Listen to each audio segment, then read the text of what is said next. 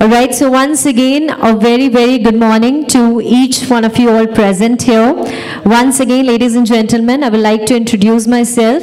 My name is Divyanshi and I'm your host for the day. And once again, I extend a very warm and a very gracious welcome to each one of you all present here to the New Normal Education Leadership Summit 2024.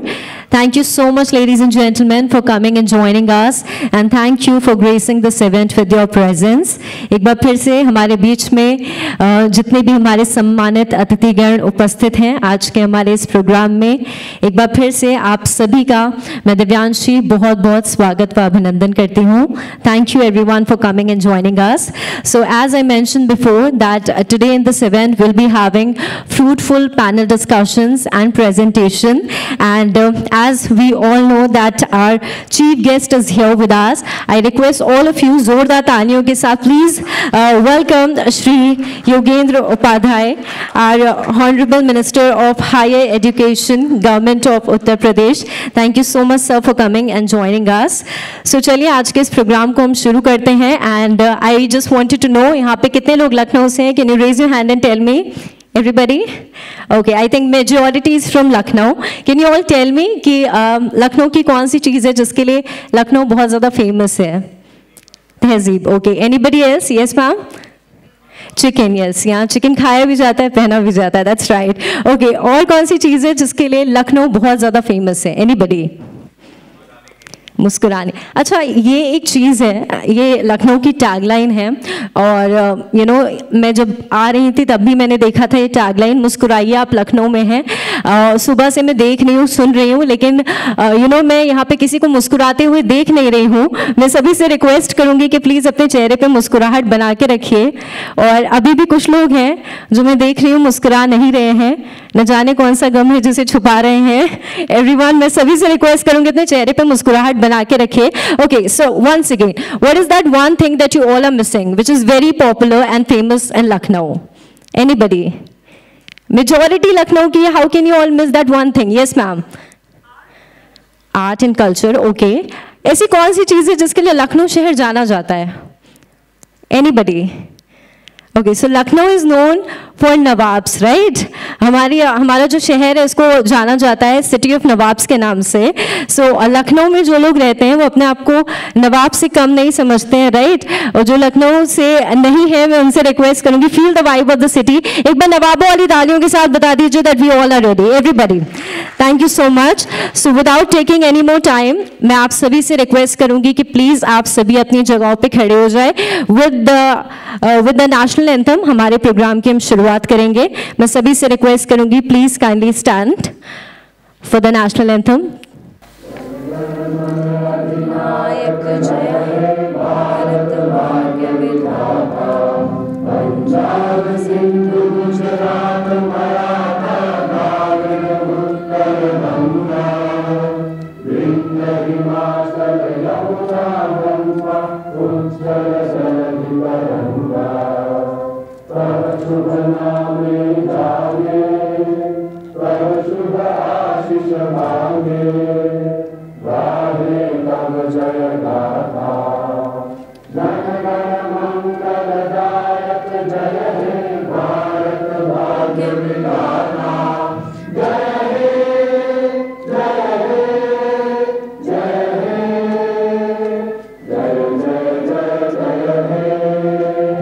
Everyone, Bharat Mata की. Thank you so much everyone. Please kindly take your seats. So जैसा कि आप सभी जानते हैं और जैसा कि कहा सुना और माना भी गया है कि किसी भी शुभ काम की हम शुरुआत करते हैं, आगाज़ करते हैं, आरंभ करते हैं तो हमेशा हम दीप प्रज्वलन के साथ करते हैं. सो आइए आज के इस प्रोग्राम की शुरुआत भी हम करने वाले हैं with the lamp lightning ceremony.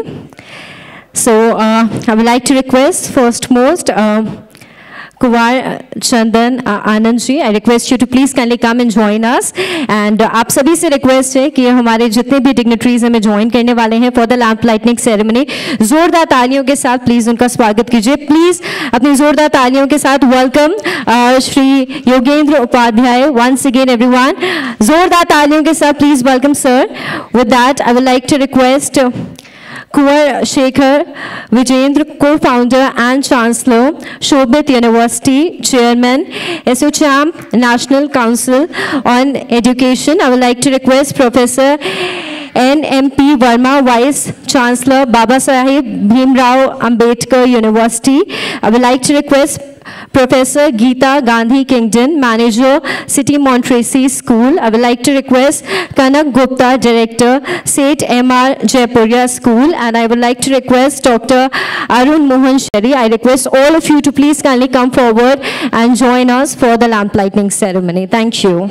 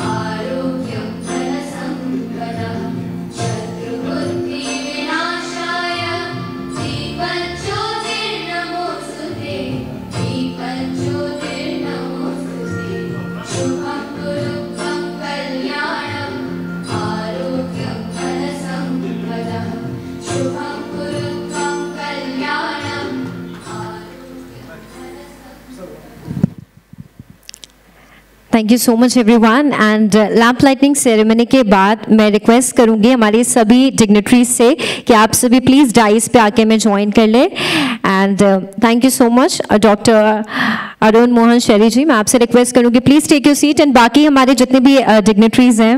Right, thank you so much everyone for coming and joining us. So ladies and gentlemen, we are all set and ready for our inaugural session. And for the inaugural session, first most, I would like to request on stage Kumar Chandan Anand. I request you, sir, to please come and join us on stage. Thank you, sir. To welcome all our dignitaries. So, once again, I would like to request our chief guest, Shri Yogendra Upadhyay sir. I request you, sir, to please kindly come and join us on stage. जोरदार तालियों के साथ everybody all together, please welcome our Honorable Minister of Higher Education, Government of Uttar Pradesh.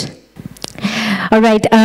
Next, I would like to request Kunwar Shekhar Vijendra, co-founder and chancellor, Shobhit University, chairman, SOCHAM, National Council on Education.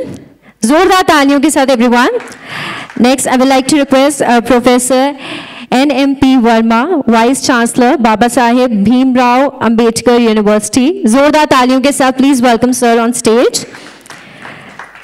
Next, I request Professor Geeta Gandhi Kingdon, Manager, City Montreal School. जोरदार तालियों के साथ please welcome ma'am on stage.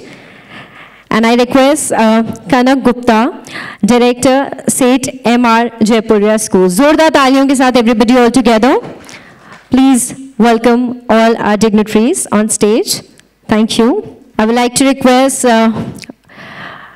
Kumar Chandan Anand sir to please kindly welcome all our dignitaries on stage. मैं आपसे सबसे पहले अनुरोध करूंगी कि हमारे जो चीफ गेस्ट सर हैं उनका आप स्वागत करें.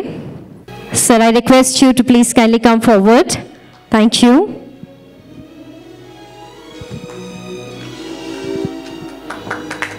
Thank you so much. मैं रिक्वेस्ट करूंगी इसके बाद आप सभी से कि प्लीज़ अपनी ज़ोरदार तालियों के साथ आप सभी हमारे जितने भी डिग्निटरीज हैं उनका स्वागत करते रहे।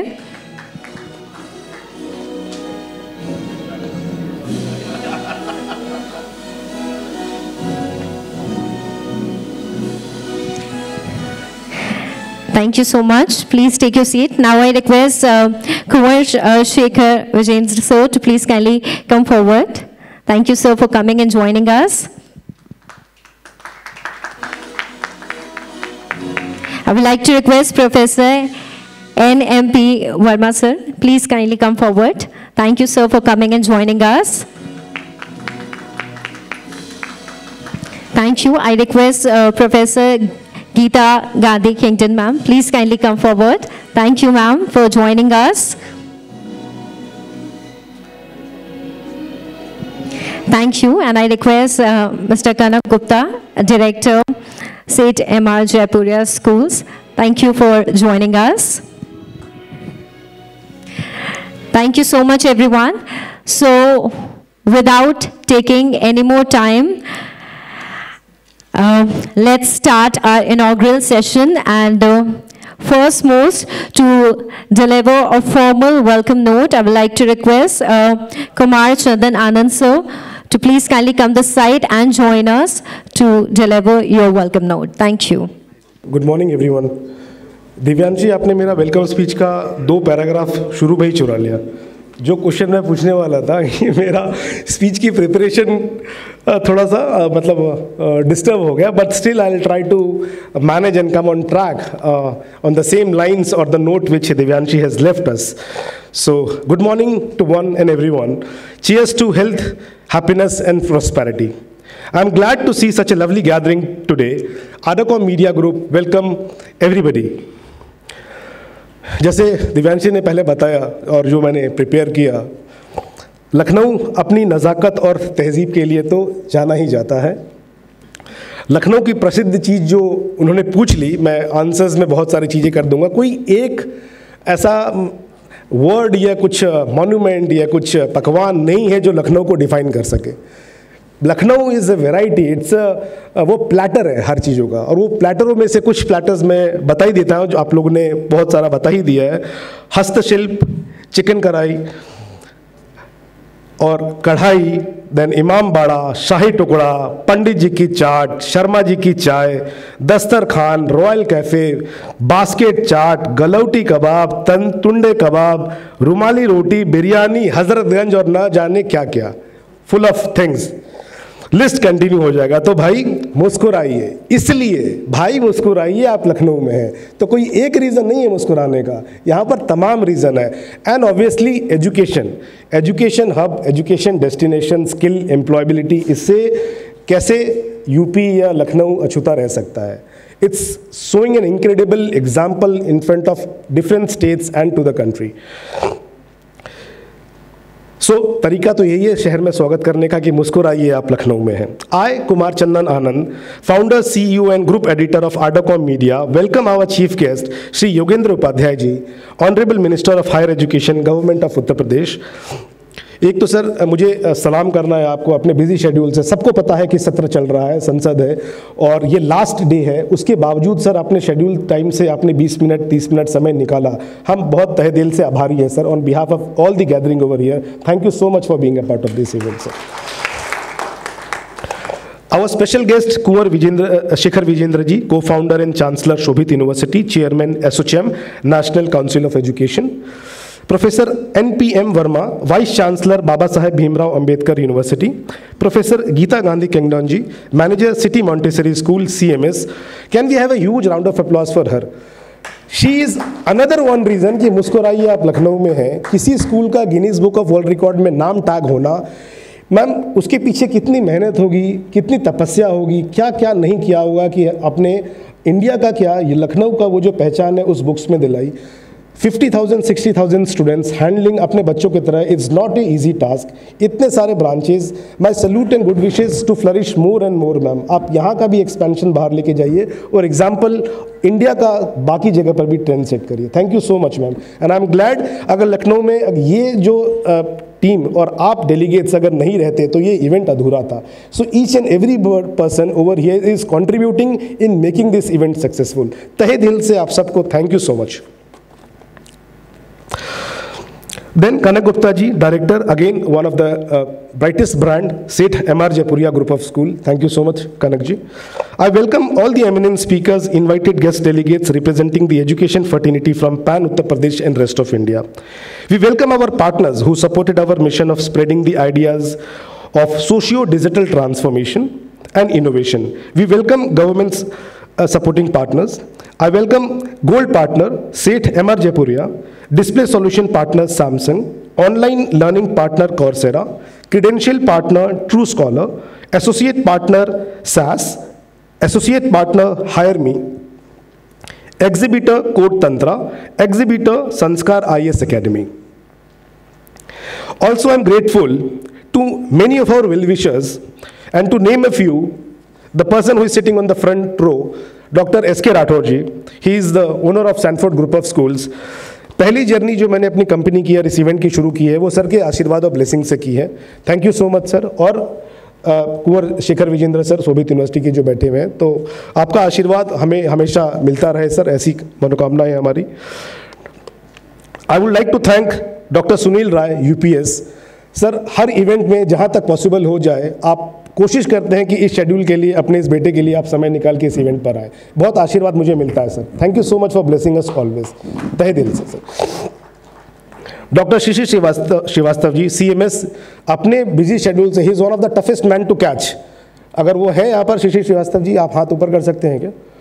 Thank you so much. टोपी में है, आए अपने बिजी शेड्यूल से। सर को पता चला कि मैं लखनऊ में आया हुआ हूँ, उन्होंने मुझे बुलाया, लखनऊ की फेमस लस्सी पिलाई, बहुत सारे गप्पे हमने यहाँ पर किए। हमने कोशिश की मैम से मिलने के लिए, लेकिन शेड्यूल की वजह से शायद नहीं मिल पाए, मैं भी समय उतना नहीं दे पाया, लेकिन मज़ा आ गया सर। आप वो जो समय और लम्हे हमने बिताए और आपने जो हमारा लाइन अप सेटअप जो किया उसके लिए thank you so much.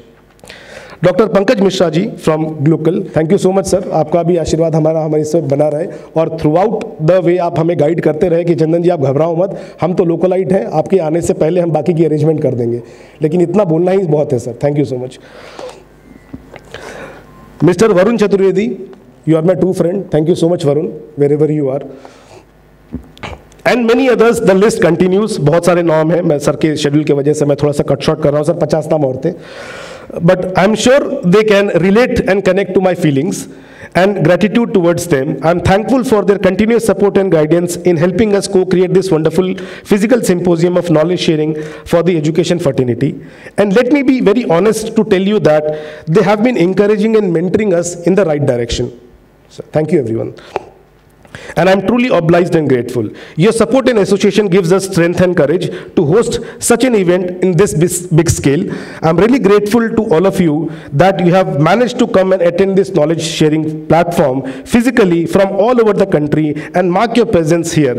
Dear all, can we have a huge round of applause for yourself? Thanks for making this up. माननीय मंत्री महोदय, उत्तर प्रदेश सर, उत्तर प्रदेश में शिक्षा का परिदृश्य तेजी से विकसित हो रहा है सर। राज्य का शिक्षा मॉडल गुणवत्ता और समावेशी दोनों है। यह भारत का एक राज्य है जिसने शैक्षिक क्षेत्र में जमीनी स्तर पर क्रांति लाने में कामयाबी हासिल की है।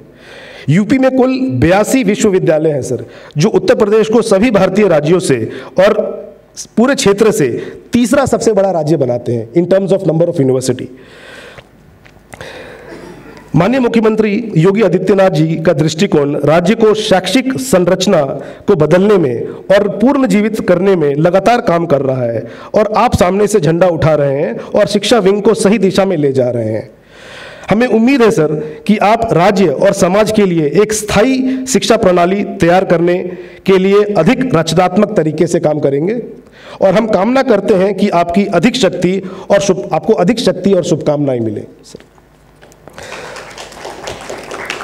With the implementation of National Education Policy 2020 As the nation aspires to improve education, skilling and employability in 21st century workplace, this 12th edition of New Normal Education Leadership Summit and Awards 2024, organized by Ardacom Media Group in Lucknow, serves as a crucial platform to gather policymakers, government dignitaries, academicians, educators, edtech corporates, startup and industry experts.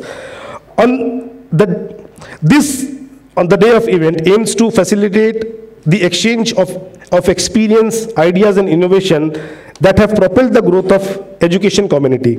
This will be a day-long event focusing on the topics which is very relevant to the school education, preschool education, higher education, skill education and technical education. And we will also witness the prestigious award ceremony and the felicitation ceremony as we move ahead towards the end of the summit. So before we start, I would like to your kind attention towards a small introduction कि ये भाई Ardacom Media Group है क्या? So what we are, एक थोड़ा सा 5 minute का मैं समय लूँगा. Do we have a video of Ardacom Media? Can we start that? Zaid, video of Ardacom Media. Lights dim हो जाएंगी क्या please?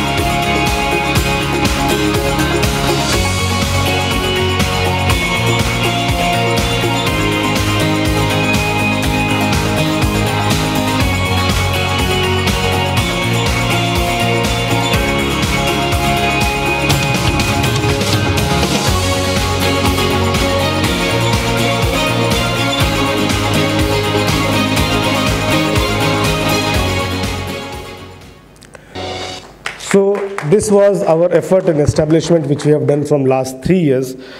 The small dedicated team. Thank you so much team, my virtual team and the physical team which is present today. So ये Ardacom का introduction video था. इसके पीछे की story. Ardacom Media Group is a growing media company, sir, enabling communities of education, human resource, healthcare and wellness, governance, media, entertainment and art to effectively advance their businesses and strategic interest by becoming their collaboration and growth catalyst. Our passion is to co-create, co-learn and collaborate for innovation and socio-digital transformation. A short overview on how our media venture started. When the overall education industry was sailing towards the VUCA phase, VUCA आप लोगों को पता होगा sir, और उसको अगर हम expand करें VUCA को, so volatility, uncertainty, complexity and ambiguity, ये जिस भी फेज से हम सभी लोगों ने अपने आप को निकाला है, ये काबिले तारीफ है. phase of existence and survival during the peak of second wave of COVID-19, where companies was in a cost-cutting situation and shutting down their operations, loss of jobs and uncertainty could be witnessed by many of us. Our small foundation team dared to start our own media venture during that peak time. We got incorporated 3 years back as a media startup and named this company as Ardor.com. So the dictionary meaning of Ardor, when you see, it's passion, zeal, enthusiasm, and Com stands for community and communication. And our 5 core values are again hidden in the word Ardor. So A for aspiration, R for reimagination, D for digitalization, O for opportunity, and R for readiness. That is the full form of Ardor, if you abbreviate in that way. We were able to extend employment opportunities to the deserving young candidates having strong will, zeal, and skill to work and outperform. And with this, our journey started as a social entrepreneur. We are the team of passionate, 14, 15 people, sir, which we are pan-India. Surprisingly, to give you a thought, we don't have a physical office, sir. हम लोग virtually काम कर रहे हैं और बहुत अच्छा काम कर रहे हैं, जिसका जस्ट मैंने डेमोन्स्ट्रेशन और वीडियो दिया सर. अगर मैं फिजिकल ऑफिस पुणे में जहाँ पर मैं रहता हूँ वहाँ बना लेता या दिल्ली में बना लेता तो मुझे टैलेंट पूल केवल उसी के क्षेत्र के लेने पड़ते. मेरे पास टैलेंट को हायर करने का भी कोई बाउंडेशन ही नहीं है सर. मैं कन्याकुमारी से लेकर जम्मू कश्मीर तक और ईस्ट से लेकर वेस्ट तक किसी को भी हायर कर सकता हूँ. And I never give a stress on the degree which they have. मैं उनमें एंथुजियाज्म है क्या, उनमें स्किल है क्या. जैसे मेरा जो कंटेंट राइटर है सर वो इंजीनियरिंग ग्रेजुएट है. मेरा जो डिजिटल मार्केटिंग कर रहा है वो कुछ तो एजुकेशन उन्होंने किया है MBA in marketing, but his passion was not sales and marketing to come into digital marketing.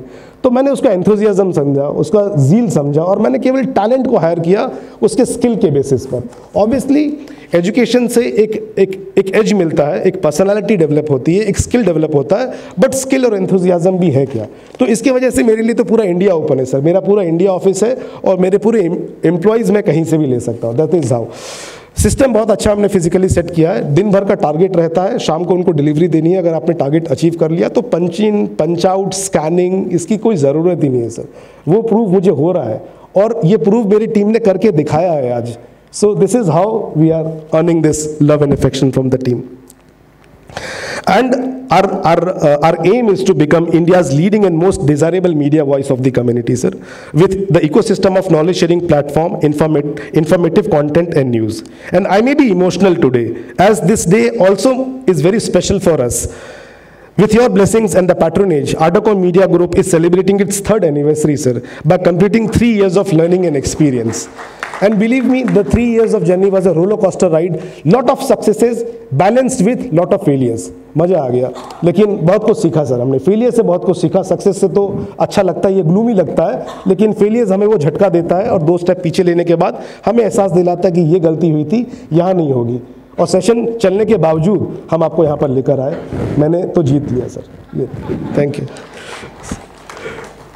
So let us wish that this symposium will open the gateway towards the sustainable education, opportunities and collaboration and networking, bringing hopes and positivity among the teachers, academicians, educators and the entire education community who have been working really hard to ease the process of teaching, learning and assessment in the VUCA phase of existence. In true sense, new normal.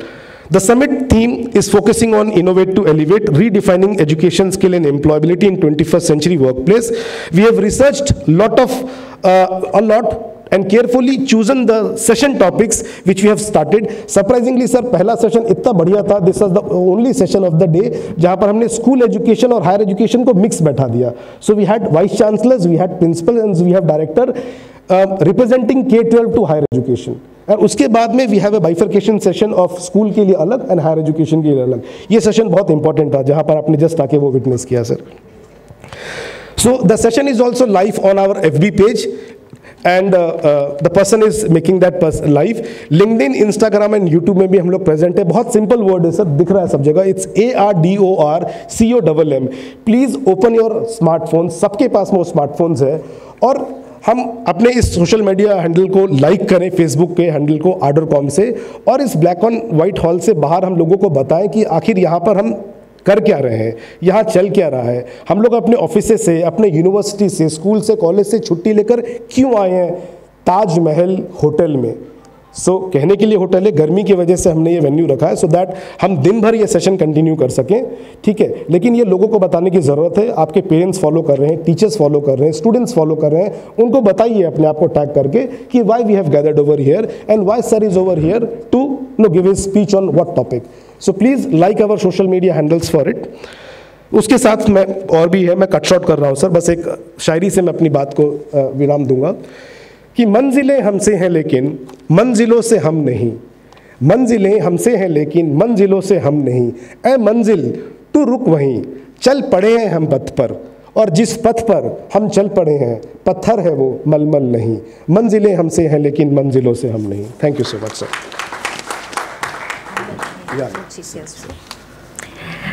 Thank you so much, sir. And without taking any more time now for the keynote address, I would like to request our chief guest, Shri Yogendra Upadhyay, Honorable Minister of Higher Education, Government of Uttar Pradesh. जोरदार तालियों के साथ everybody all together. Please welcome, sir. Thank you.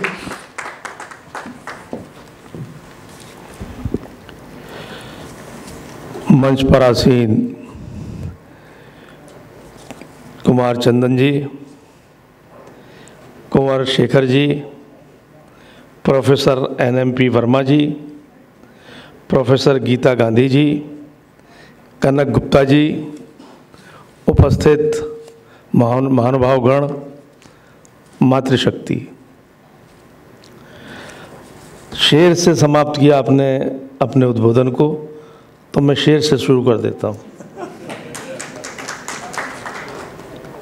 जो इन्होंने काम शुरू किया है इनके संगठन ने, उसके लिए दो पंक्तियां कह सकता हूं जितना मैंने इनको सुना कि मैं अकेला चल पड़ा था राहे मंजिल में, मगर लोग यूं मिलते गए और कारवां बनता गया। या ये कह दूं कि कौन कहता है आसमां में सुराख नहीं हो सकता, कौन कहता है आसमां में सुराख नहीं हो सकता, एक पत्थर तो तबीयत से उछालो यारो, कुछ ठान के चलोगे तो प्राप्त करोगे और फिर दुनिया आपके साथ चल पड़ेगी। ये जो एजुकेशन सिस्टम है जो हमको मिला, वो बहुत ही चुनौतीपूर्ण वातावरण में मिला। चाहे मोदी जी के बारे में कहें या योगी जी के बारे में, उत्तर प्रदेश में तो बंटाढार मिला। दो पंक्तियों में आप समझ जाएंगे कि दो बातें रखूंगा जब मैं, कि जिस प्रदेश के कोई राजनीतिक दल ये कहते हों छात्रों के लिए कि तुम मुझे वोट दो, मैं तुम्हें नकल का अधिकार दूंगा, इससे बड़ा दुर्भाग्य किसी प्रदेशवासियों का हो नहीं सकता, उस प्रदेश की शिक्षा का व्यवस्था का हो नहीं सकता। तो प्रदेश में तो योगी जी को वो मिला और देश में मोदी जी को वो वातावरण मिला। लॉर्ड मैकाले की दी हुई शिक्षा पद्धति से शिक्षा होती थी और बहुत नारे लगते थे कि शिक्षा पद्धति में बदलाव होना चाहिए। लोग कहते थे कि शिक्षा पद्धति में बदलाव करेंगे, लेकिन जो कहते थे बदलाव होना चाहिए उनके पास भी कोई ब्लूप्रिंट नहीं था, और जो कहते थे बदलाव करेंगे उनके दिमाग में भी कोई कॉन्सेप्ट नहीं था। बस इतना था कि लॉर्ड मैकाले की दी शिक्षा पद्धति नहीं पढ़ानी चाहिए, और उसमें क्या विसंगति थी एक वाक्य में यदि मैं सिमेटूं उसको तो आपके समझ में आ जाएगी कि क्यों नहीं होना चाहिए। जो इस देश का प्रबुद्ध वर्ग कहता था कि लॉर्ड मैकाले जब यहाँ से शिक्षा पद्धति को एस्टेब्लिश करके अपने देश पहुँचा तो उसके पिता ने पूछा तुम हिंदुस्तान में क्या करके आए हो, तो उसने कहा मैं वो शिक्षा पद्धति दे के आ रहा हूँ जिससे काले अंग्रेज पैदा होंगे। इसी से आपको अंदाज हो जाएगा कि क्या दे के गया और क्या हम 70-80 सालों तक आज़ादी के बाद भी 70 सालों तक उसे ढोते रहे अपने कंधों पर? उसको बदलाव होना चाहिए था। बदलाव किया मेरे नेता मोदी ने। और किस समय किया? NEP 2020, जब पूरा विश्व कोविड के संकट से गुजर रहा था और एक सूत्री कार्यक्रम हर एक के पास था। आप भी जरा अपने बैग में जाइए, कोई पूछता वाला फला काम क्यों नहीं? अरे कोविड चल रहा है भाई, इस समय कुछ मत। फला काम क्यों नहीं? अरे कोविड चल रहा है।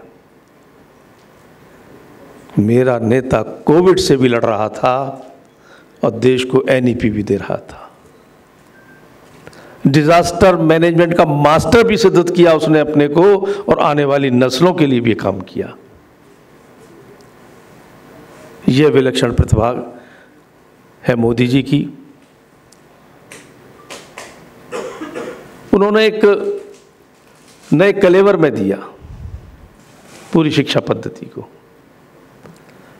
जैसा मैंने लॉर्ड मैकाले की शिक्षा पद्धति को एक वाक्य में बताया, ऐसी NEP को यदि 3 वाक्यों में समेटूं तो NEP के न्यूक्लियस में, जिसके इर्द गिर्द, जिसके सरकमफ्रेंस में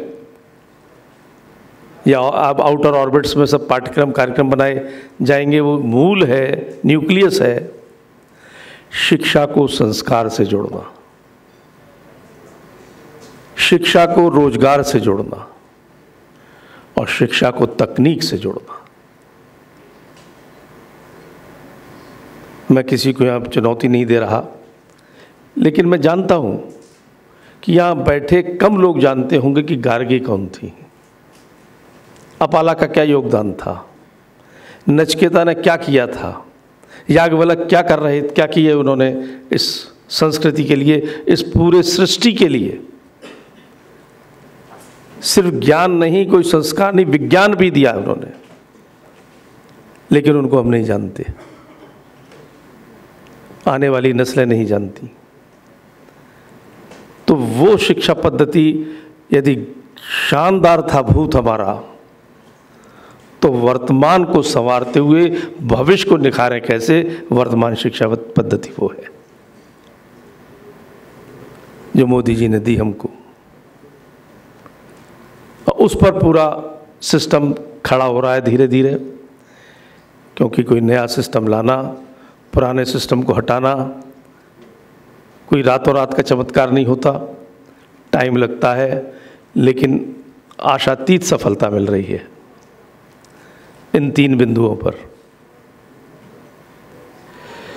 योगी जी को यहाँ वातावरण जो मिला, मैंने बताया जैसे कि यहाँ की कैसी राजनीतिक व्यवस्था थी, योगी 1 में उसको दुरुस्त किया गया और योगी 2 में शिक्षा को विस्तार प्रसार ये दिया गया। लक्ष्य बनाया उन्होंने कि शिक्षा अंतिम छोर पर बैठे व्यक्ति पर पहुंचे। पंडित दीनदयाल उपाध्याय जी का जो कॉन्सेप्ट है, हम लोगों को पॉलिटिकल कॉन्सेप्ट जो उन्होंने हमको दिया है, और यही दिया है उसका एक पार्ट अंत्योदय, कि अंत पर बैठे व्यक्ति का उदय कैसे होगा, किसी भी क्षेत्र में हो, अंत पर बैठे हुए व्यक्ति की चिंता कैसे होगी, जो आखिरी मुकाम पर बैठा है उसकी चिंता कौन करेगा। और दीनदयाल उपाध्याय जी ने इसको लिखते समय कहा था, एकात्म मानववाद, जब उन्होंने अपना राजनीतिक चिंतन इस देश को दिया, कि जब तक अंतिम छोर पर बैठे व्यक्ति की चिंता नहीं की जाएगी, उसका विकास नहीं होगा, उसके उत्थान की योजनाएं नहीं बनेंगी, किसी भी उन्नति की बात करना बेमानी होगा। तो वो सिर्फ सिद्धांत नहीं, कोई नीति नहीं, कोई हमारे लिए कार्यक्रम नहीं, हमने उसको अपने सरकारों के जीवन में ढाला है। माननीय योगी जी ने जहाँ गुणवत्ता, हमारी महामहिम राज्यपाल ने जहाँ उसकी गुणवत्ता में हम लोगों को मार्गदर्शन किया, वहीं इसका अंतिम छोर तक कैसे पहुंचे उच्च शिक्षा, इसके लिए भी काम किया और क्रांतिकारी परिवर्तन आया है। कुछ उदाहरणों से मैं आपके सामने रखना चाहूँगा। इससे पहले, योगी जी की सरकार से पहले, उत्तर प्रदेश की क्या दुर्दशा थी, हमें क्या चुनौती मिली थी। एक भी विश्वविद्यालय यहाँ पर नैक ग्रेडिंग में नहीं था, ए में नहीं, ए प्लस में नहीं, ए डबल प्लस में नहीं, बी प्लस या बी रहे होंगे, मुझे नहीं मालूम। जब से योगी 2 आया, दूसरा कार्यकाल उनको मिला, आज उत्तर प्रदेश में सरकारी विश्वविद्यालय, देखिए सरकारी विद्यालयों का, सरकारी एस्टेब्लिशमेंट का एक लगता है कि ये सब बेकार होगा, एक कॉन्सेप्ट बन चुका है, परसेप्शन है ये कि सरकारी अरे बेकार, सरकारी स्कूल बेकार। लेकिन 7 सरकारी विश्वविद्यालय ए डबल प्लस श्रेणी के हैं ग्रेडिंग, और 4 सरकारी विश्वविद्यालय ए प्लस ग्रेडिंग में है, बने 2 साल के अंदर। निजी विश्वविद्यालयों में आइए तो 6 निजी विश्वविद्यालय ए प्लस और 4 निजी विश्वविद्यालय ए ग्रेड के हैं, हो गई है। 2 सरकारी विश्वविद्यालय यूजीसी के ग्रेड 1 में है, बहुत बड़ी उपलब्धि है ये। और अब इंटरनेशनल ग्रेडिंग की ओर बढ़ रहे हैं कुछ हमारे विश्वविद्यालय, उनको हमने कहा है कि आप अब इंटरनेशनल ग्रेडिंग के माइलेज को छुए, उस ओर बढ़ रहा है यूपी का एजुकेशन। आज उत्तर प्रदेश में सर्वाधिक ग्रेडिंग प्राप्त विश्वविद्यालय पूरे देश के अंदर, ये उपलब्धि है 2 साल की। और ये हमारी महामहिम राज्यपाल का मार्गदर्शन, हमारे मुख्यमंत्री योगी जी का मार्गदर्शन, उनकी चिंता, तो शिक्षा को की गुणवत्ता को बढ़ाया है इस प्रदेश में। जो उत्तर प्रदेश की शिक्षा ये मानी जाती थी, उत्तर प्रदेश से पढ़ के आए हो, ठीक है, बस वहीं से उपेक्षा शुरू। लेकिन आज हम गर्व से कह सकते हैं कि उत्तर प्रदेश में सबसे ज़्यादा ग्रेडिंग प्राप्त विश्वविद्यालय हैं, ये हमारा अचीवमेंट है। इसी तरह जो मैंने कहा कि पंडित दीनदयाल उपाध्याय के एकात्म मानव और अंत्योदय के थीम को जब हम लेकर चलते हैं राजनीति में, हम राजनीति के लिए नहीं कर रहे कि हमें सत्ता लेनी है, कि हम सत्ता सुख भोगना चाहते हैं। भारतीय जनता पार्टी का कार्यकर्ता राजनीति करता है तो परिवर्तन के लिए करता है, और परिवर्तन कोई संदेश दे उसके लिए करता है, सिर्फ इसलिए नहीं कि हमें राजनीति करनी है। देखिए, राजनीतिक व्यक्ति इलेक्शन टू इलेक्शन सोचता है कि अगला चुनाव में कैसे जीतूं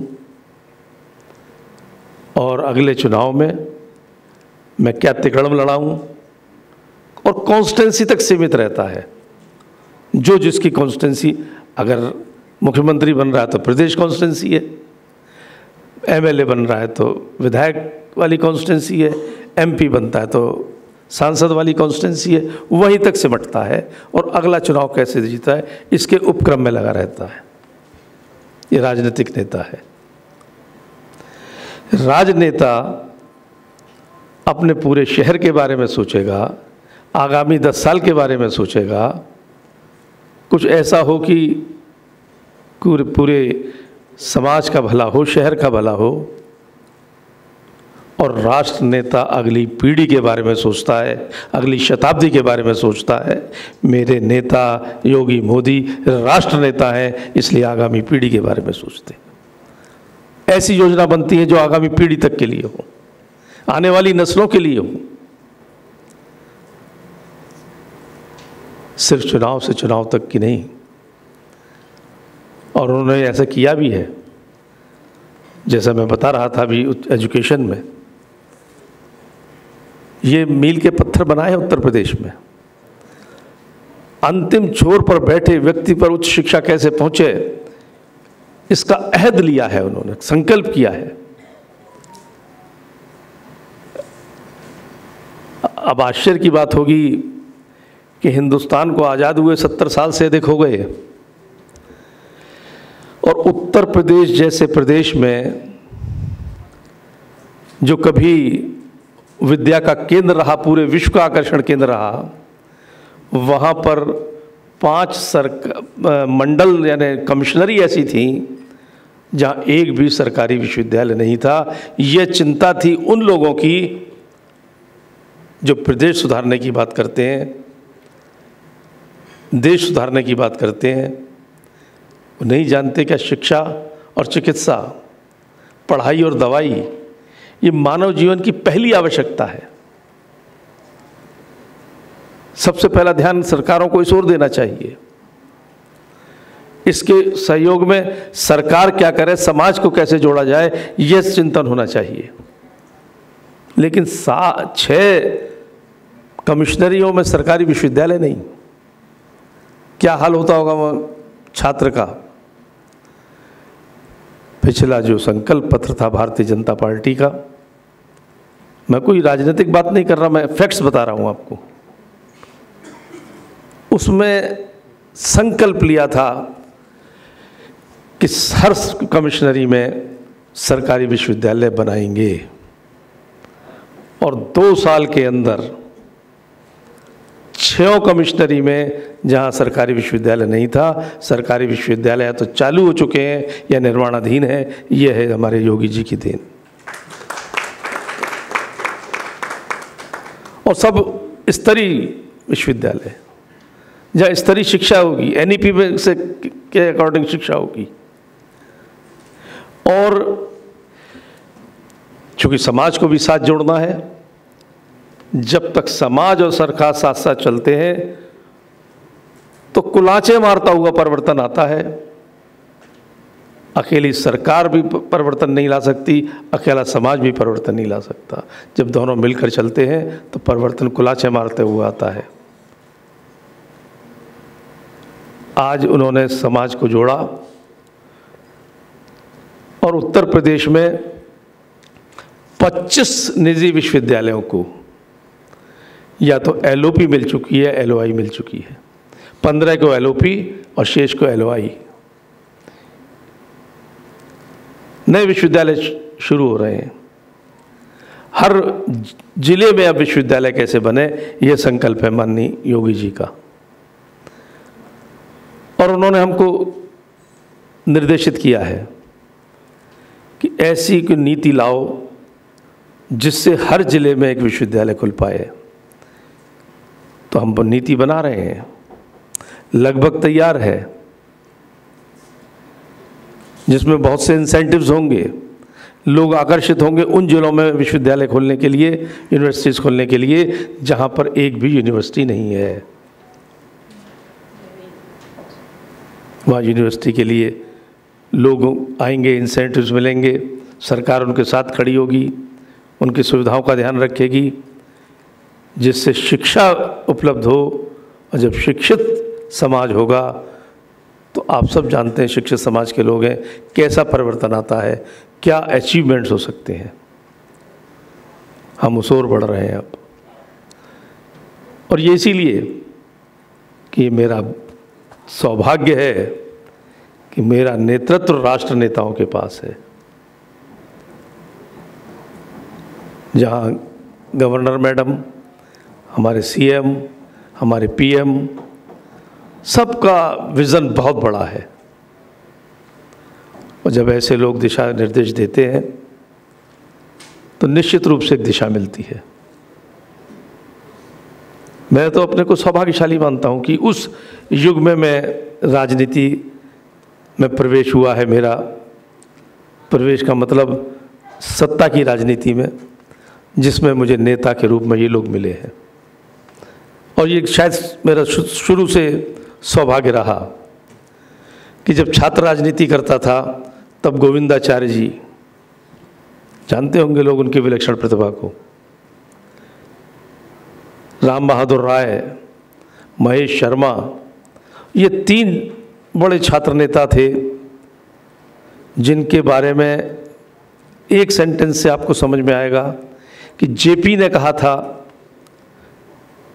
कि इन तीनों जैसे मुझे 10 नौजवान मिल जाएं, मैं देश का कायाकल्प कर दूंगा। ये व्यक्तित्व था उन लोगों का, और उनका नेतृत्व हमको मिला, कुछ सीखने का अवसर मिला। जो कि छात्र नेता थे, शिक्षा में क्या होना चाहिए, शिक्षक कैसे होने चाहिए, विद्यार्थी कैसा होना चाहिए, शिक्षा संस्थाएं कैसी होनी चाहिए, इस सब पर चिंतन था। और तब हम लोग आगे बढ़े हैं।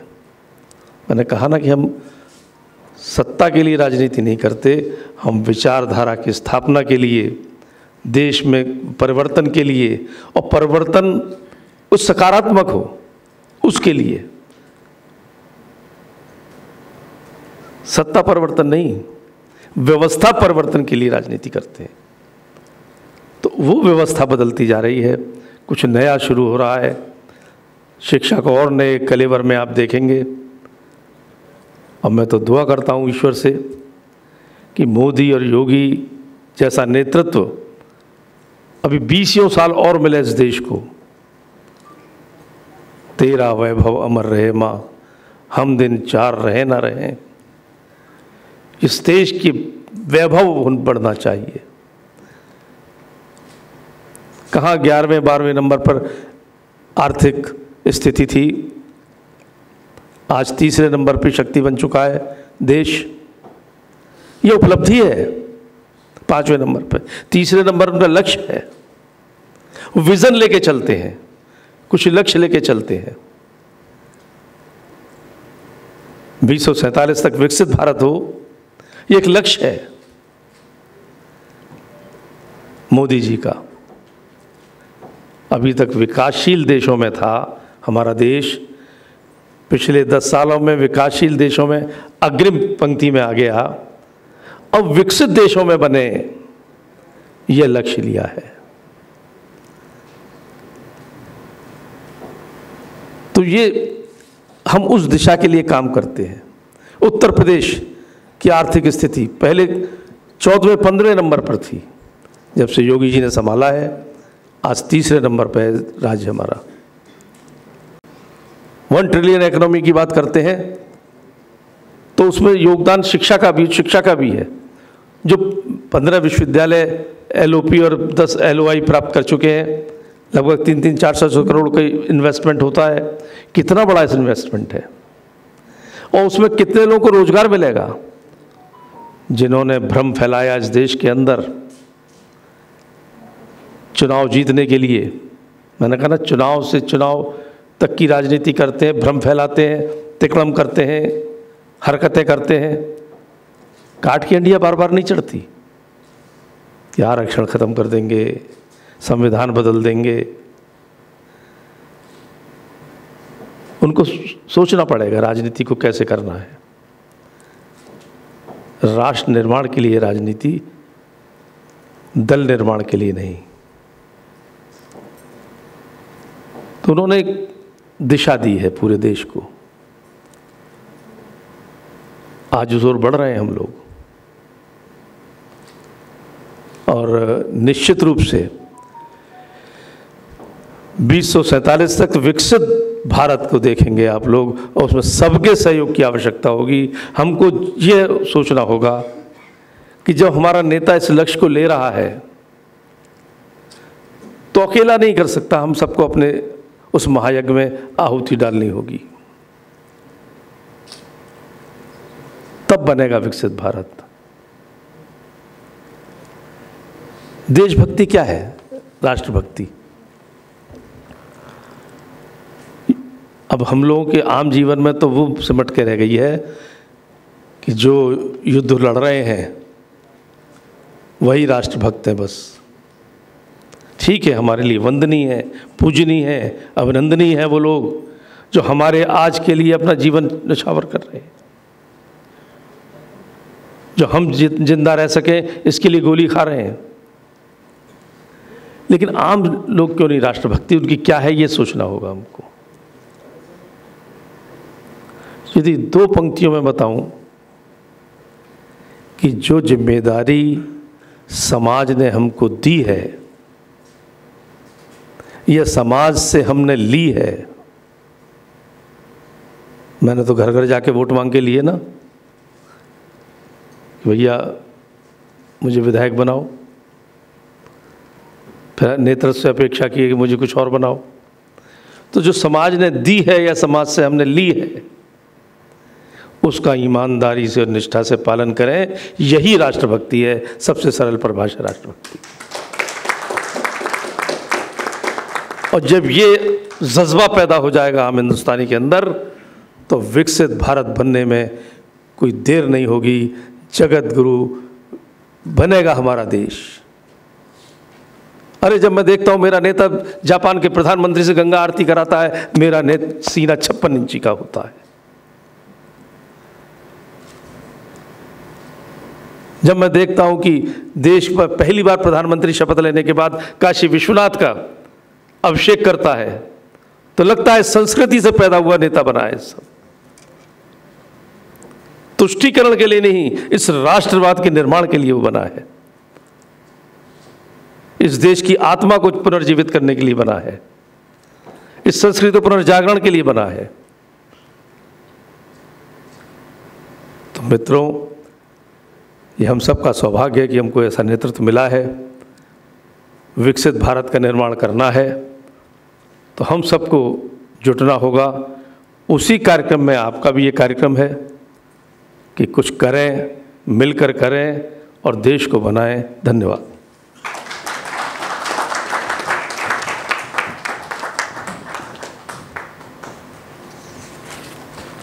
Thank you so much, sir. Thank you for your kind words. And इसी के साथ चलिए आज के हमारे इस प्रोग्राम को आगे बढ़ाते हैं। Thank you. So I would like to request Kumar Chandan Anand sir to please kindly come forward to felicitate our chief guest. Thank you once again, sir, for your kind words. मंत्री जी, ये एक छोटा सा हमारे तरफ से एक honour है, सम्मान है आपके लिए में। So we really admire your unmatched leadership sir, and you are a dynamic leader in the sector of higher education and good governance, and you have brought many noticeable changes and reforms in the education. It is our honor to present you a token of appreciation, a appreciation certificate to you and a trophy to you. We present to you a certificate for your valuable and exemplary contribution to the education community, and which you truly deserve for it, sir. Thank you so much.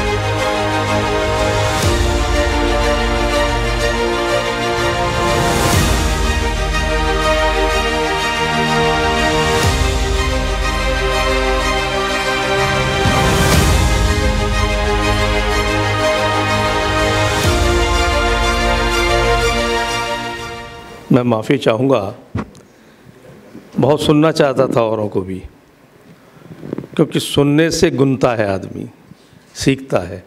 श्रुति चली आ रही है जो हमारे समय, उन्हीं से हम आज तक सीखते चले आ रहे हैं।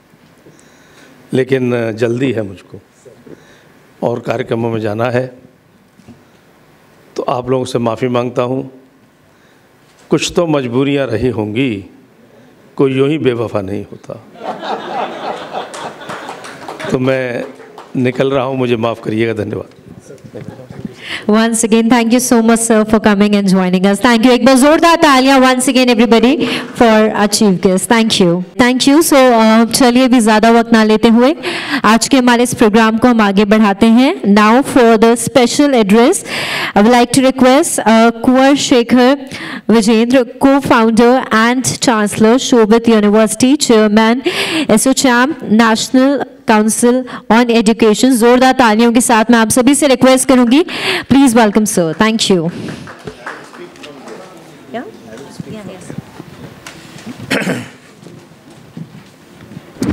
Good morning, everybody. It's indeed a pleasure always to be with eminent academicians, educators, policymakers, and nation builders. So, first of all, I would like to thank Chandan and his team, which is doing a great job from last 3 years and forcing all of us to come even to Lucknow from Delhi early in the morning. But I'm sure that nobody out of the whole audience will regret coming here, because there are so many things which we will learn, we will share, and we will do together. Honorable Minister has left, but he mentioned some very important points about education, the purpose of education, nation building. We all are listening and talking about Viksit Bharat. 2047 is the target, that Viksit Bharat has to be there. And Viksit Bharat सिर्फ तब बन सकता है जब उसकी foundation बहुत मजबूत हो, और उसकी फाउंडेशन जो बनाने वाले हैं वो आप सब लोग हैं जो यहाँ बैठे हैं। विकसित भारत सिर्फ तब बनेगा जब शिक्षा मजबूत होगी, और शिक्षा तब मजबूत होगी जो सिर्फ हायर एजुकेशन से नहीं, हमारे स्कूलों से आएगी। मुझे बहुत अच्छा लगा जब मेरे साथ स्कूलों का रिप्रेजेंट करते हुए करण बैठे हैं, आप बैठे हैं, और बहुत सारे लोग यहाँ पर हमारे साथ हैं। I was supposed to speak before the minister, but his time schedule was like that I've been asked to speak now, and I will try to be very brief, just to summarize what is happening and what we have to do. As the topic of the day is innovate to elevate. What we have to innovate and what we have to elevate, we all know about it. We have not only to elevate the education system, we have to elevate the nation, we have to elevate ourselves and the future generations. And for that, we have to redefine education skills and employability possibilities in the coming century. Actually, in last few years, we have seen that we all are talking about education, skill, and employability all together. However, we made different ministries. So I was of this opinion, even I shared my concerns and opinions when a skill ministry was made, that skill and education, they are integrated together. They should not be separate. One. Secondly, employability or employment is not the ultimate goal of education. ये पिछले कुछ सालों में हम लोगों ने अचानक बात करनी शुरू की, placements, jobs, that education is good if it is creating good employees.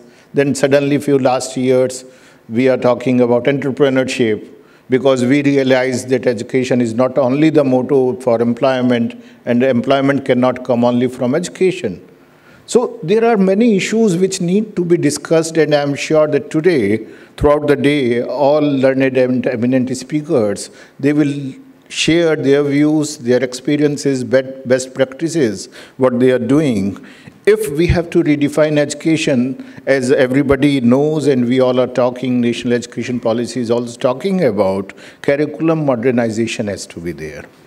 Modernization does not mean inculcating only technology in that. We have to inculcate learning in that. That is the most important thing, that curriculum अभी होता है, course हमने cover कर दिया, syllabus पढ़ा दिया.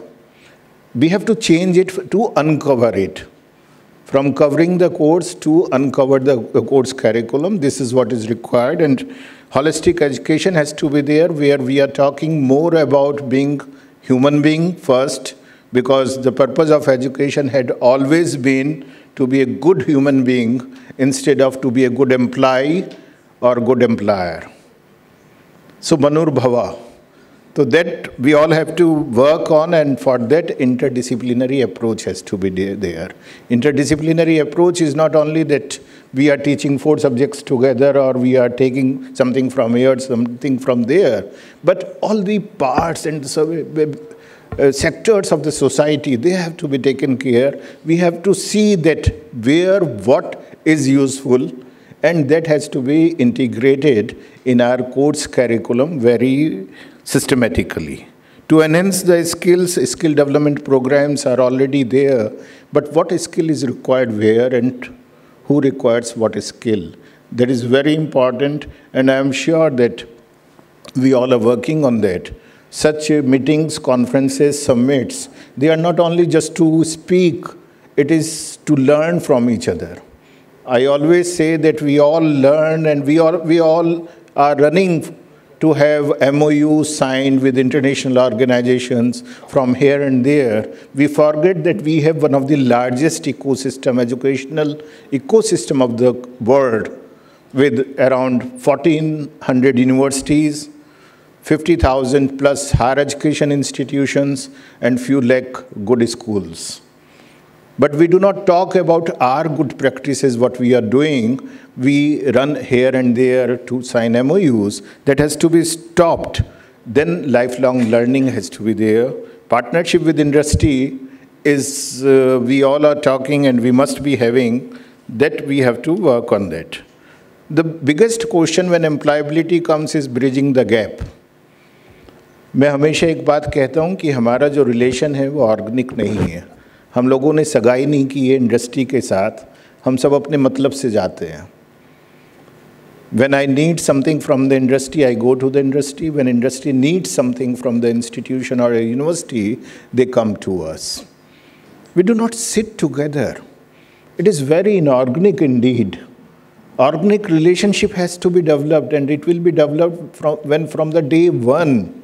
We all will sit together, we will say, okay, fine, what we have to do, for what purpose we are doing, what outcome has to be there, what experience we have to give to our students. And if we will talk all these, all aspects of NEP will be covered, and good youth will be developed, those who are more employable, and there is no gap in between. Internship, apprenticeships, the new budget has declared many. A big budget has been declared on the same. I am sure that it will impact. Career services, we are not talking much about. They have to be seen. Role of universities and institutions is to train the educators. Generally, what we are talking about, we are telling that teacher training program should be organized by the government. And I am telling that teachers training programs should be organized by the higher education institutions, universities, schools. Two big school leaders are sitting here on the dais. But how many teachers are in your schools are research oriented? How many of them have done PhD? Or we have given them an opportunity to think about research. If they will not think about research, then when your boys and girls will go to the higher education institutions, definitely they will have no exposure of research, because 14, 15 years, they never heard this word research. Then how we can talk about innovation? Then how we can talk about inventions? So from the school, we have to educate, we have to empower our leaders, educators, teachers. So we have sent a note through SOCHM, as I am heading the National Education Council of SOCHM, to government also, a policy note to encourage school teachers to do PhDs, and to ensure that some scope is there for them also to learn more, to have a different type of mindset, what we expect in the higher education institutions. Honorable Minister has left, but I had some points for him also, for government and policy. I am sure that through social media, somewhere it will go. So policy recommendations have to be very clear. I know that UP is doing very good. We are very closely not only watching, but we are involved in that, in the process. Accreditations, approvals, new institutions, a lot of things are happening over here. But funding for research, we have to look into this. How much funding for research is happening? We are talking about 20 new universities will come. That's fine, wonderful. But if these universities will become again teaching institutions, research needs a lot of funding, support from the government. GST exemptions are there. However, last GST Council for accommodation in higher education institution, it has been exempted. But we are continuously talking about, and I wish this platform should be used to discuss policies also. So GST exemptions for allied educational services. If we want to make education more affordable, more inclusive, then we have to ensure that cost is less. That has to be there. And incentives have to be there when academia and industry relationship is developed. Government has to give incentive to the industry also and to the higher education institutions also for the same, whatever way they can do. Regulatory flexibility is there, which is already there, and it needs to be more. And I am sure that if all these points are taken into consideration or they are discussed further more and more and more by all of us, all stakeholders, then we will be in position to innovate something good to elevate our education system, our nation, and we will be able to empower the youth through quality education for the development of nation together. Thank you very much. Thank you so much, sir. And now, ladies and gentlemen, for the next address, I would like to request Professor Geeta Gandhi Kington, Manager, City Montreal School. Zordar taaliyon ke saath, everybody all together. Let's welcome ma'am. Thank you. Thank you very much. It's a great pleasure to be here, and I'd like to thank Mr. Kumar Chandran for inviting me to this important event. Friends, we're talking here about evolving a new normal in education. Actually, luckily, the National Education Policy has given us a lot of really excellent precepts and ideas on how we can bring about this new normal. And it's more a question really of, implementing the excellent ideas in it. I would like to divide my talk in two parts. Like what is needed at the more macro level, at the policy level, and what is needed at the level of individual schools. So when we talk about what is the problem in education, why do we need a new normal in the first place? Why are we talking about reform? That is because, of course, any system wants a reform and improvement, even if they are very good. But the truth is that we know the health of our education system. We know how we were humiliated in the international PISA test in 2011 when India took part in that. How in the International League of Performance in terms of literacy and numeracy, very basic things in education, we fall behind very, very badly. So, it's the need for reform, massive reform is clear. That's why, as the Honorable Minister also said, despite it being COVID times, the National Education Policy was promulgated in July 2020. And luckily, it's an extremely good, piece of thinking, and that's tried to bring in, international good practices are built into it. It's a question now of actually seeing it implemented. We see that there is also some good amount of political will to see a lot of its precepts actually implemented rather than just suffering the same fate as previous National Education Policy of 1986 suffered, which is basically, it was not much in terms of implementation. So going back to the macro and the micro, at the macro level, one of the most important things that the policy talks about, but which is the least noticed about the NEP, is the governance. That unless we get the governance of the education system right, we will evolve no new normal whatsoever, because we will continue in exactly the same way that we've done in the past. What do I mean by governance? Well, the Chapter 8 of the National Education Policy is all about school governance. And it talks about how in the, what is the problem of governance in our schooling system in the country as a whole. And of course, we say that though there are private schools that are providing better education, many people feel. But the truth is that the vast majority of private schools are the low-fee variety, and they only need to set their level of quality just a little bit above whatever may be in the state school system in order to attract people to come and be fee-paying. So unless we improve the quality of the education system in the state schools, we will not actually improve the quality of education in the private schools, because private schools get away with providing just a marginally better, quote-unquote, or perceived to be better education, perceived by parents to be better education. Why would parents pay for something if they didn't feel it was at least somewhat better than the free option? The free option is the government schools. So in order to ensure that even the low-fee private schools up their game, improve their quality, it's absolutely essential that we ensure that the state schools work well. And the truth is that the majority of the children, a high proportion of the children are attending state schools. So it's incumbent on us, if we want to progress as a country, that even the state school system quality massively improves. So that's where the new education policy comes in, and that's where the thinking about the governance of the education system comes in massively. So what is the problem? What is the national education policy saying on governance? And it does say, Chapter 8 is all about it. Small chapter, but largely ignored. And that says that the problem in the education system, school education system, is the conflict of interest that exists at the moment. The state is the provider of education. That means it runs its own schools. It arranges education in itself. Secondly, it is the assessor of its own schools. And thirdly, it is the regulator of itself.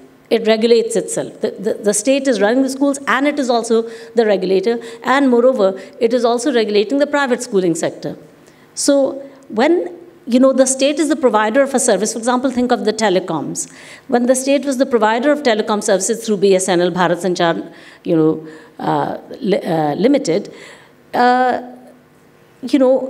and there were other providers coming in like Vodafone or Airtel and other private sector providers in the same space. It was decided in the 1990s that there had better be an independent regulator. The state cannot both run its own operation in the telecom sector and also be the regulator of the telecom sector, because it will not do a fair job of regulating the private sector and the public sector provider of the same services on a fair and equal footing. It will not be symmetrical treatment of both types of providers. So they said that no, we should have an independent regulator. So TRAI, the Telecoms Regulatory Authority of India, came into being. Exactly the same concept needs to apply today to the field of school education, where the state is the provider of the services of education through its schools, and it is also the regulator, both of its own schools and of the private schools. And that is why we see that the private school sector is not allowed to flourish as much as it could if there was not, the kinds of regulatory regime that we have. It could be a better regulatory regime. So this conflict of interest, that you are both the provider of education, you are the funder of education, you are the regulator of education, you are the assessor of education. Well, if you assess yourself, are you going to give yourself bad marks? That's why we see that all the time, although surveys that are done independently, they show that children are not learning well. For example, the ASER survey, the Annual Status of Education Report, or for example, the International PISA test. So when an independent survey is done of how well our children are learning, we find that they're not learning well. It's massive, pitiable, low levels of learning. And at the same time, we are telling that, no, the system is doing quite well. Our system is doing well. Children are getting 60% marks. So this conflict of interest is very well recognized in the national education policy. And so they also don't just recognize it, they also suggest a solution.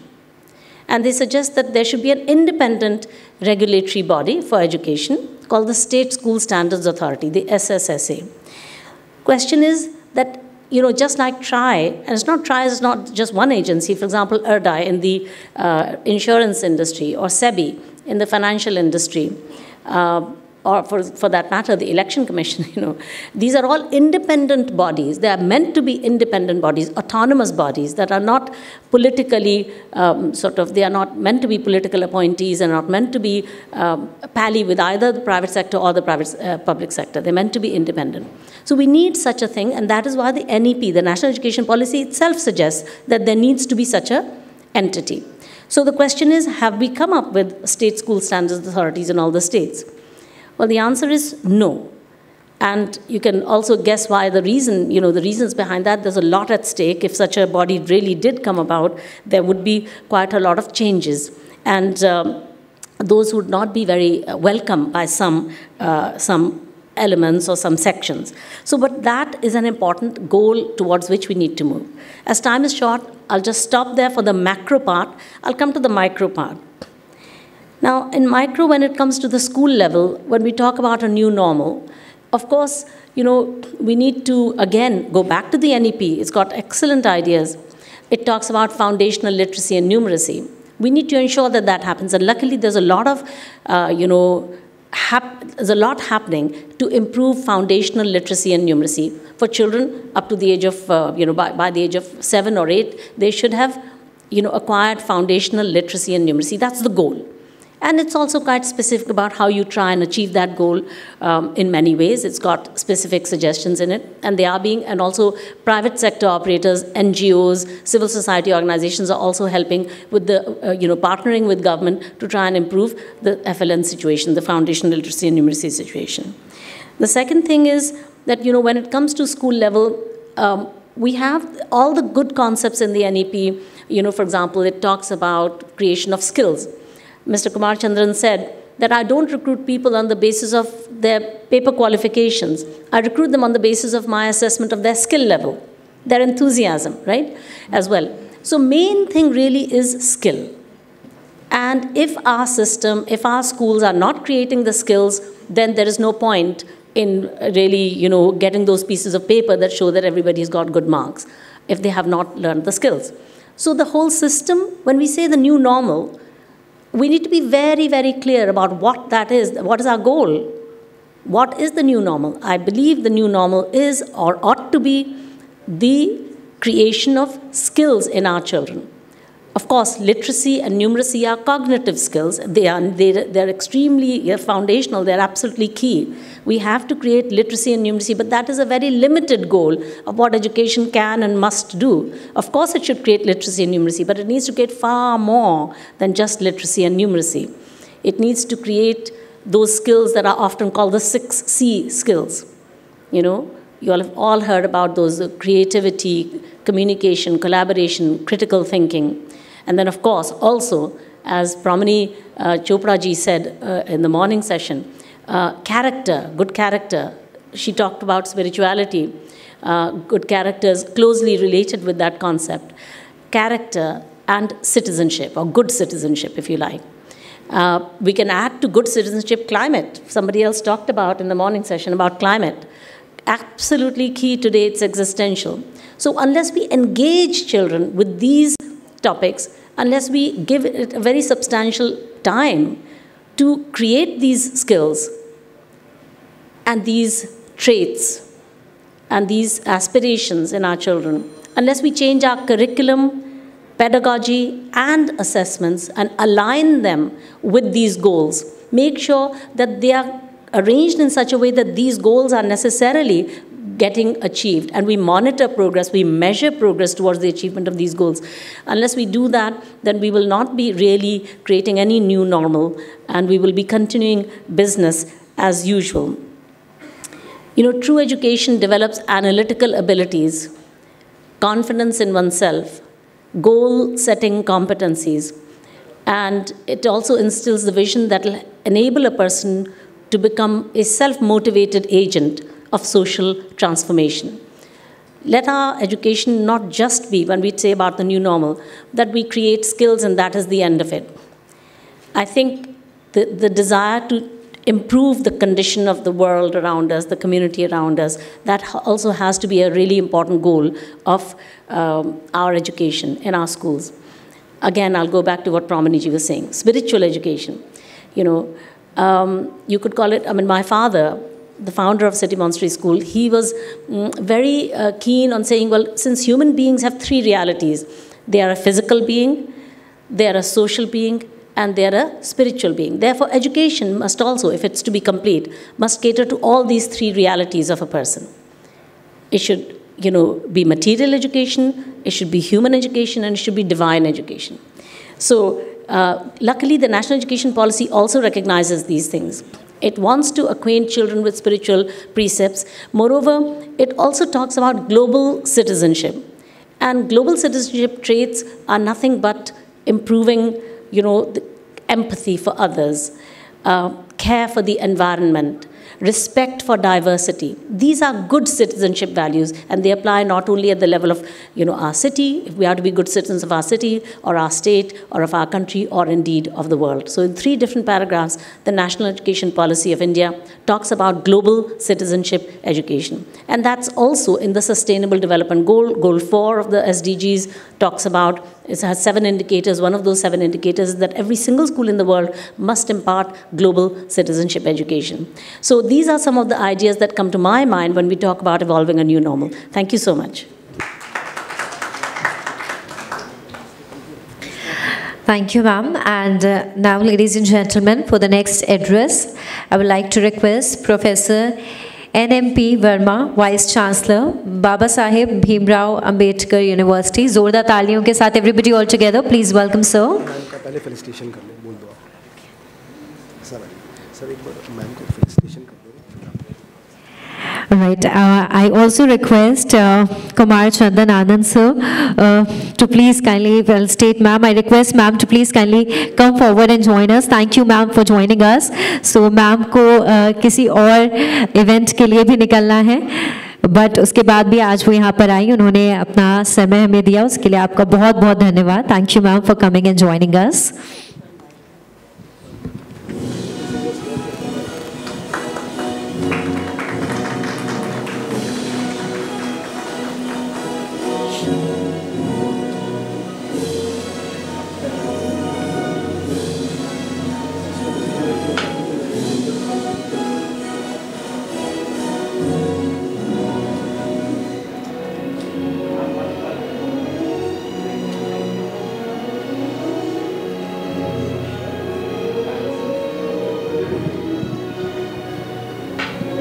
Right, thank you, ma'am. I would like to request sir to please kindly proceed with your address. Thank you. Good afternoon, everybody.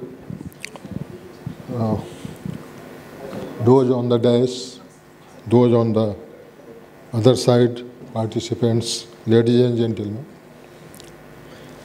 It seems that the topic which is relevant to this summit is having 5 keywords. One, that is innovate for elevation, then redefine education, and this redefinition should be for skill formation and employability, and that too for a duration that they have given, that is 21st century. There is one small theory relating to education that says that a child is born without any education, and the body dies with full education, which has no meaning.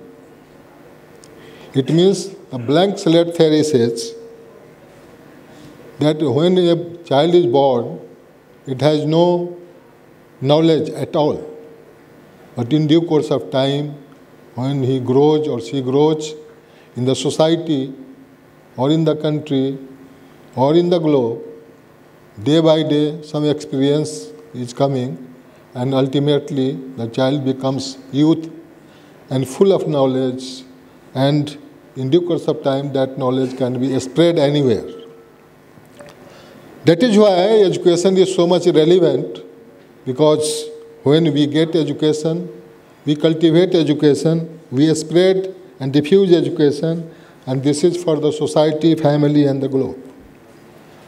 Nowadays, the challenge has a different mode, and this challenge is how to manage education. Because ultimately, from the past 20th century to this century, the population is growing, students are growing, and the mode of teaching is also changing. We are going for digital literacy, we are going for taking the help of lab, we are going for online teaching, we are going for the study only through this Google, Microsoft and all that softwares. And there is sitting crisis in the library, there is attendance crisis in the classroom. This kind of change that is coming forward is very much challenging. And not only that, there are, in the first session I was just hearing, 2, 3 E's they were saying, and now I will float 2 other E's. That is one, how to educate, how to evaluate, how to conduct examination, how to declare result, and how to make them successful ultimately. There are many universities, we are observing here, so many universities are coming forward. Almost in one district, on an average, one university is nowadays available. But if you see the homogeneity of quality of education, you just can't compare. You will find that the education system has become completely full of heterogeneity. The quality of a college in different districts is not parallel or not equal or not similar to a college in different districts. Meaning thereby, education is such a tool that it will bring income discrimination, it will bring income inequality in the society, and that we are observing that why a capitalist country is so rich, why per capita income of US is so high, why per capita income of a developing nation is so low. This is only because of education. Therefore, it is the qualitative management of education that is very much relevant, and we have not succeeded in this mission. So the challenge that is coming up in the 21st century, and which is the objective of this summit perhaps, is basically we have to manage education through better conduct of providing education, through better evaluation system. Even today, we are observing that we don't have objectivity in evaluation system. We just involve computer simply because it has no, the capacity to discriminate question by question. Subjectivity is not there, objectivity is there, therefore evaluate the answer books through computer. But ultimately, computer has its own limitations. It can't evaluate your subjective type questions. And we have to develop this kind of technology, how even computer can evaluate subjective type questions, long questions, short answer questions, not objective type questions. Therefore, a methodology has to be evolved in this process through which we can do a better evaluation system. That is the challenge of this century, perhaps. Second, I will tell you, that is the, after evaluation, that is real declaration. It takes a lot of time. Lot of unfair means is also in the process. Lot of, this subjectivity is there in the evaluation process.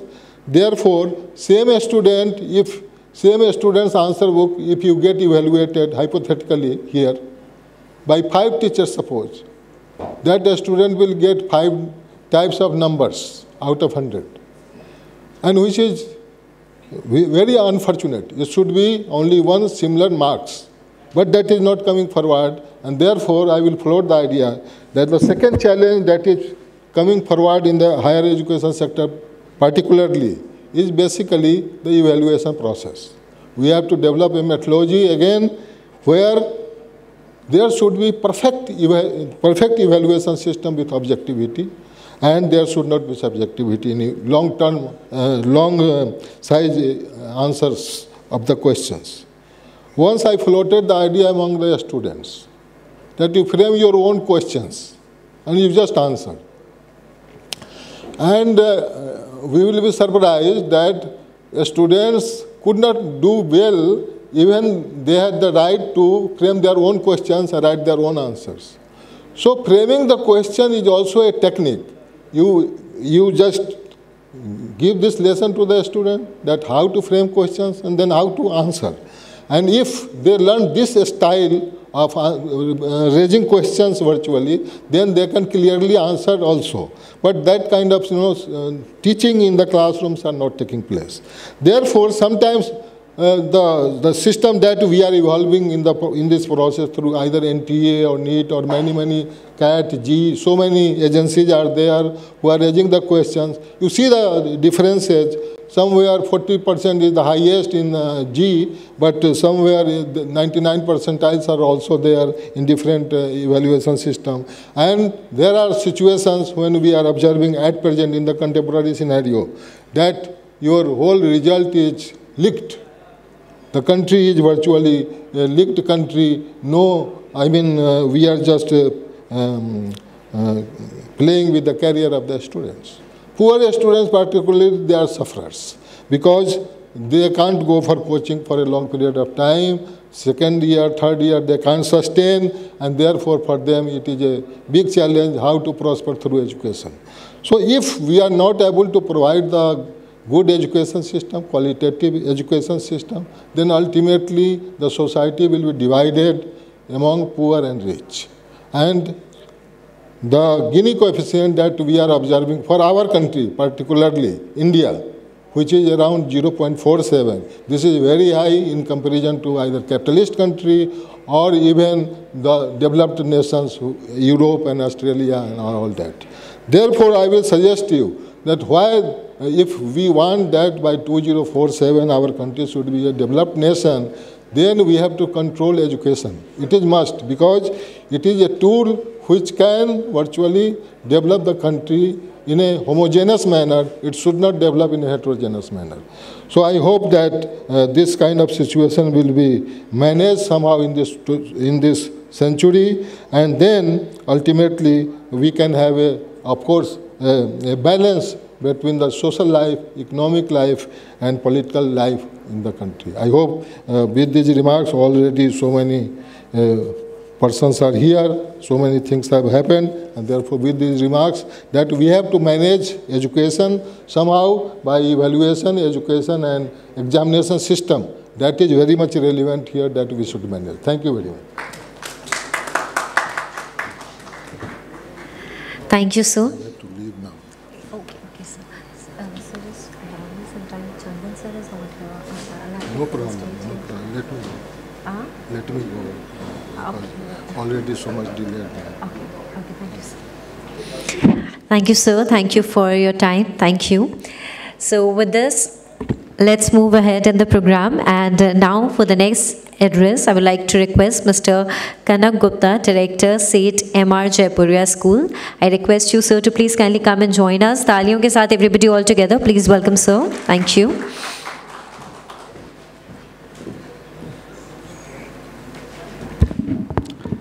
Good morning, ladies and gentlemen, dignitaries on the dais, dignitaries of the dais, and the honorable educators who are there in the audience. Thank you so much for being part of this event. First of all, heartiest congratulations to the Artacom Media team for organizing this at Lucknow.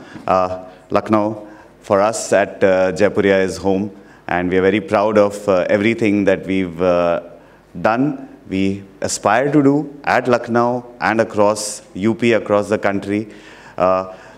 Minister Saab was talking about that एक समय पर लोग बोलते थे Uttar Pradesh and they used to make a face. हमें भी ऐसा कभी-कभी लगता था और बहुत बुरा लगता था that क्योंकि हमारा दिल भी यूपी से जुड़ा हुआ है, you know, UP is the heart of India, and हमें बहुत अजीब लगता था कि हम यहाँ पर कोशिश कर रहे हैं, and we've tried to make a dent in the education space, and we've expanded to about 60 odd schools in the country. We run across 6 states, about 50,000 students with us.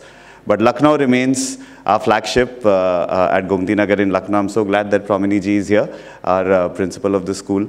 And it felt very good when we were called the school of greater good in the world by the University of Berkeley in California, USA. And we are very proud of everything that we aspire to do, and we learn so much from educators at events such as this, where we exchange thoughts. We've learned a lot, ladies and gentlemen, this morning from the Honorable Minister and so many educators who've made a difference. So I would not give more facts to you, but I'd try to build upon it as to what all can be done further. And it's very interesting that I wanted to share a research with you, which is actually very interesting. So very recently, I was speaking at a conference in New York in USA, and I met a bunch of educators who were running schools, colleges, and there were three main questions that they all had. And these were the three questions that we are asked at our schools as well. हमारे स्कूलों में भी वही सवाल हैं जो वहाँ पर पूछे जा रहे थे. ये तीन सवाल क्या थे? सबसे पहला सवाल ये था, so like we have a culture हमारे देश में कि कोचिंग में कब डालना चाहिए बच्चे को, उसको IIT IIM क्रैक करना है, तो मेरा standard, and I have a bad sense of humour so please forgive me for that, but मेरा स्टैंडर्ड आंसर ये रहता है कि अगर 5 साल का बच्चा हो गया तो बहुत ज़्यादा लेट हो गया जी, उसको तो 2 साल 3 साल की उम्र में आपको डाल देना चाहिए, झोंस दो उसको कोचिंग के अंदर. In America we were asked that you know what are the schools, the pre-K schools that we would send our kids to, because these schools have a trend कि उनके बच्चे अच्छे colleges में, universities में admission ले रहे हैं. You're talking about 4-year-old kids जिनके college की तैयारी हो रही है. So which I thought was a very interesting parallel. The second most relevant question was, how do I get my child off Instagram? मेरा बच्चा हर समय मोबाइल हाथ में लेकर घूमता रहता है. How do I get my child out of Instagram? This is something that we face at our schools as well. And then the third very common question which came was, you run so many schools, colleges, what are the careers of the future? आपके हिसाब से कौन से ऐसे careers हैं जो future के हैं? And 3 brilliant questions that I thought, and honestly not a lot of us have answers to those questions. Ladies and gentlemen, as educators, I don't think that we have the right answers, but I request you, start exploring these answers. Start exploring as to, you know, what kind of impact you can have on students and parents and the community at large for impacting the society, because you're not just doing transactions in the classrooms, you're creating institutions and you're nation builders, you're society developers. It's a very, very big responsibility that you and I have. And let us take it with all seriousness that we do. Let us make sure that we are impacting the society in the right manner.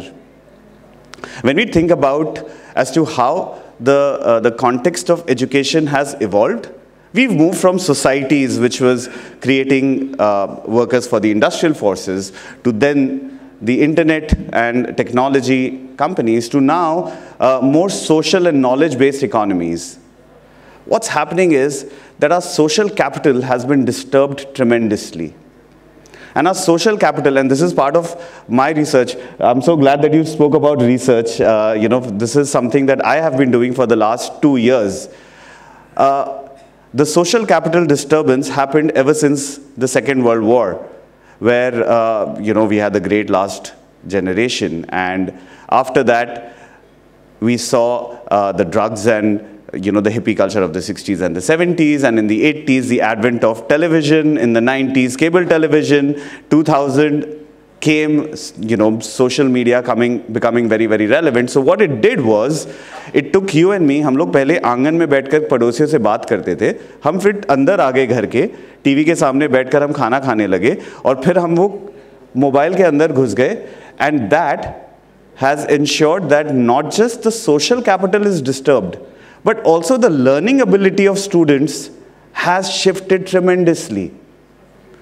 Do you all know what is the #1 career option that most students from the age of 14 to 18 aspire to have today? And this is not my research, this is Gallup. Gallup is a very big organization that does research on careers. Yeah, so, sorry? Blogging, great answer, sir. Actually, the answer is influencer. Social media influencer is the #1 career option that students, children want to have from the age bracket of 14 to 18. What we are not understanding is that social media has a great power of attraction. It also keeps you within. And very soon, we would see cultures, we would see schools, we would see societies where students, everyone wants to become an influencer, and who are they going to influence? We don't really know.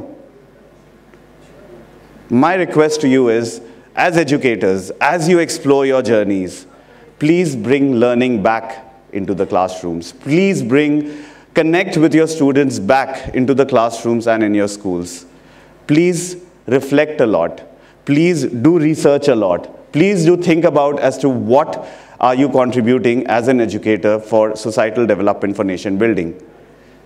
At Jaipuria, we have a very simple principle, and we call it SPICE. Why SPICE? Because, well, you know, the development of the world becoming a tribal place, spices had a very important role. Its spice was, right? Like, you know, अगर spice नहीं होता तो शायद आज हम अंग्रेजी नहीं बोल रहे थे, हम लोग हिंदी में ही बात कर रहे होते. Again, I said I have a bad sense of humor. But spices is the reason, right? Like, as to how the world came together, because everyone explored spice and the British came here, etc. So we acronymed SPICE. Sustainability. Let's think about it as to how we can make the world more sustainable. Possibility. What are the possibilities that are there? Because the kids of today, I don't really know what kind of careers are they getting ready for tomorrow. Because these careers have not been invented, have not been thought of. The world is moving that fast. Integrity. Do we want our students, our children to have integrity or not? Collaboration, a very, very powerful word, which collaboration with communication, with community, with a lot of internet as well. And developing empathy, better human beings, individuals who are kinder, who are nicer. We are living in a world which has a sort of a meme culture, right? We live in a world where the insult culture on our television screens, on the hyperactive social media is there, where we make fun of each other and it's okay to insult each other. Somewhere the kindness has gone away from the society. So ladies and gentlemen, I request you, have spice in your life. Reflect a lot. And as we go about, I would also like to share as to what 3 pillars that have guided personally for me and also for our schools, the kind of schools that we've developed. Ruchi, Yogyata और विश्वास. Students की क्या रुचि है? उसकी रुचि को हम किस तरीके से योग्यता में परिवर्तित कर सकते हैं, और ये हमें स्कूल को, पेरेंट्स को, एज अ कम्युनिटी ये विश्वास है कि हम उनकी हर रुचि को, योग्यता को और ज़्यादा निखार सकते हैं. When we focus on these basics, we build a stronger society, we build stronger students, and these are essentially the 21st century skills. Decision making, agility, collaboration, teamwork, leadership, communication, and that is what the genesis of education can be. While we focus a lot on the issues that affect you and me both at very large levels, we also need to focus on issues that affect you and me at smaller levels, at the micro levels, at our schools, and in our classrooms, in our meetings, when we plan and when we implement. Well, I know we're running short on time, and it's been a great morning, ladies and gentlemen. I thought that, you know, we would talk a lot more, but I can see that the timer is running out. Thank you so much. You've been a very, very patient audience. I wish you a great, productive learning day today, and I wish Ardacom Media all the success again. Thank you so much, ladies and gentlemen.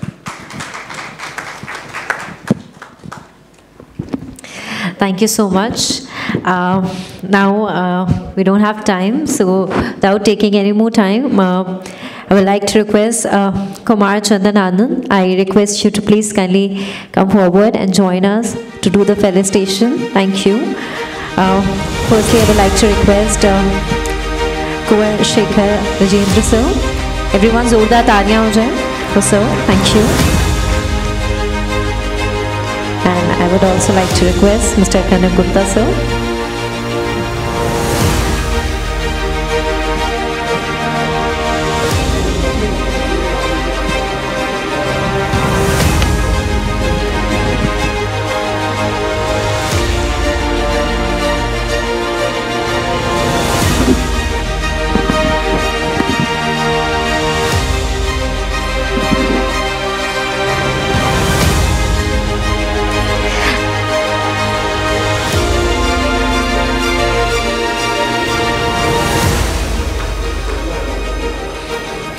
Thank you so much. Thank you for coming and joining us. Thank you. That was a wonderful session.